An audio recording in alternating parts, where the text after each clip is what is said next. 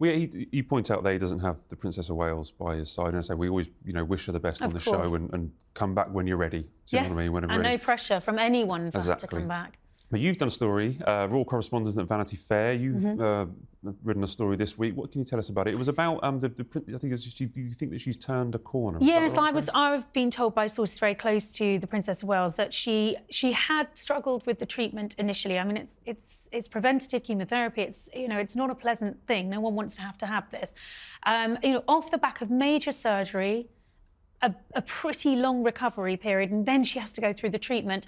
I think it was a struggle initially, and I was very, very relieved to hear from actually more than one source that she has recently turned a corner. She's been spotted out and about with her children. So while she can't be at events like the D-Day commemorations and she's not going to be at trooping, just to know that she's up and about and being able to be a mum, which for her is the most important job, I think is very, very encouraging. And we all wish her, the very best with this treatment. We wish her a speedy recovery.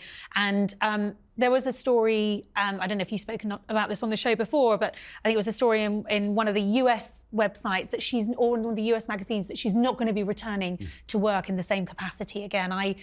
I really think this is not the case. Everything I hear is that she will be back to work. She's coming back 100% to pick up as the Princess of Wales and do the great work she was doing before. It will just be in her time when she's ready and, crucially, when she gets the sign-off from her medical team. Two things from that. I mean, if she's doing better or she's turned a corner, the fact that William was able to go and do 2 days of engagements and attend the wedding means that he's able to leave the Princess of Wales at home for 3 days. 100%. Yes, which is a really good sign. You made me think of that. That's a really positive Yeah, if she wasn't well, he would probably be... And he has pulled out of events, as we know, before. So I think it's all very, very encouraging. You spoke there about the reports in, the American media. There's a lot of rubbish that's being written across Europe and on TV in Europe and stuff like that, and also in America. And it's kind of not our job to maybe clarify it, but it's our job to kind of just knock down some of the nonsense. Yeah, I think that's a story worth knocking down. Yeah, it's just not true. I mean, I sometimes get some European TV companies asking me certain questions because they've heard rumours that she's unwell and stuff like that. Yeah, she's not. I mean, we can say that, can't we? She is doing well. She's doing well, and she's absolutely going to be coming back to work. That is her intention. And I think, while she's at home recovering and doing as much as she's doing, these sorts of stories are not helpful and shouldn't be perpetuated. So for the record, she is coming back, but it will be in her own time. I think all of this, Matt, has shown just how vital she is to the monarchy. We need her. She and William are the future. So if she needs to be out until the end of the year, it doesn't matter. To know that this is the time she needs to get better so that she can come back and do the important work that she started as Princess of Wales, that's the most important thing. There's no hurry. We've both done stories with the Princess of Wales. We've both been on engagements with her. What are your memories? Are there any fond memories of times that you've spent with the Princess of Wales at home or abroad? There's been lots of lovely times. I mean, I've always found her to be engaging and warm and kind, and she would always ask about my children. I remember, as sort of working mothers, often being on royal tours, she didn't always take the children with her. And I remember really bonding with her over how difficult it was being away from our children while we were on royal tours. And both of our children were being looked after by our mothers.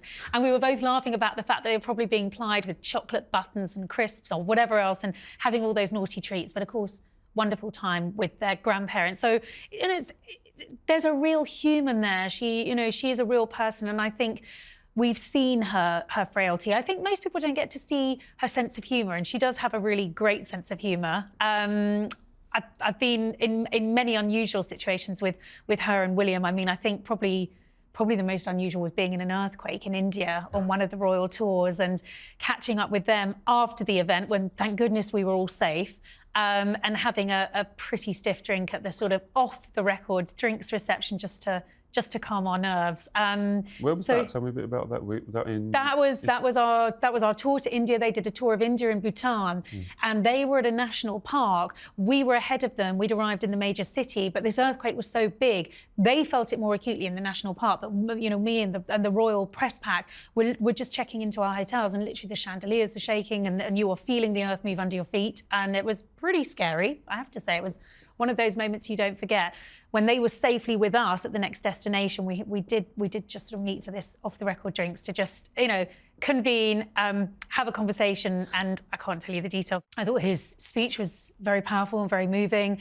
I think we're becoming more used to seeing William on the stage as very much taking on that sort of diplomatic statesman role, and he does it very, very well.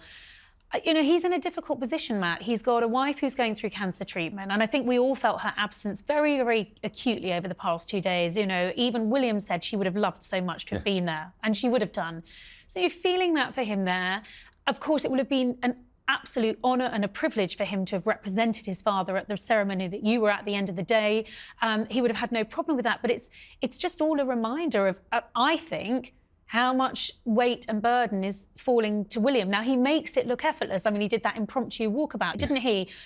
Meeting veterans in the French town, and wasn't expecting that. You know, he loves to have that face-to-face connection. And what I think is interesting is he is just as comfortable doing that as he is with meeting world leaders. He's playing the role of Prince of Wales brilliantly, perfectly, but I think it's a huge burden on him at the moment. He is going through a lot, and I think in all of this, it's a reminder that the royals are just human like the rest of us. But I thought your report was fascinating. It was really interesting to know what's going on behind the scenes, and that, you know, Charles is having not only brilliant medical care, obviously the best of the best, but he's able to do it and go to these events. I mean, this was non-negotiable. That's what he said to his team. It's what he said to his medical team and the team at the palace. He had to be there, just like he has to be at trooping. You know, it means he's not at today's wedding. It means that perhaps, you know, his schedule was adjusted a bit so as not to put too much pressure on him. He's not physically on his feet the whole time. But the point is, he was there for those moments. He gave 2 brilliant speeches, you know, and I think we needed our monarch at that event. They were also concerned that and it did happen, the event would overrun. Yeah. So he was already in the air when it started, but they were, I think the last time it started 2 or 3 hours late at the 75th anniversary. It started late this time because Zelensky, Biden all arrived one by one, and it overran. So I think it was the right decision. And the right decision, you know, William was an able stand-in. But also, well, I was in the stand because there was a little kind of makeshift arena that they had built. And there was lots of children there. There was lots of French school children, they were. And when Zelensky came in, he got a big cheer, obviously. But when William came in, there were gasps and cheers. Honestly, I don't know if it got picked up on the TV cameras, but I was really surprised about how excited everyone was for seeing William. Maybe they were expecting to see the king, and that's why people were surprised. Right. I don't know, but the fact that he had such a warm reception, as he did on that walkabout, I think shows the fondness for William. I think people recognise that he's doing a great job and doing it on his own because he doesn't have his wife by his side at the moment.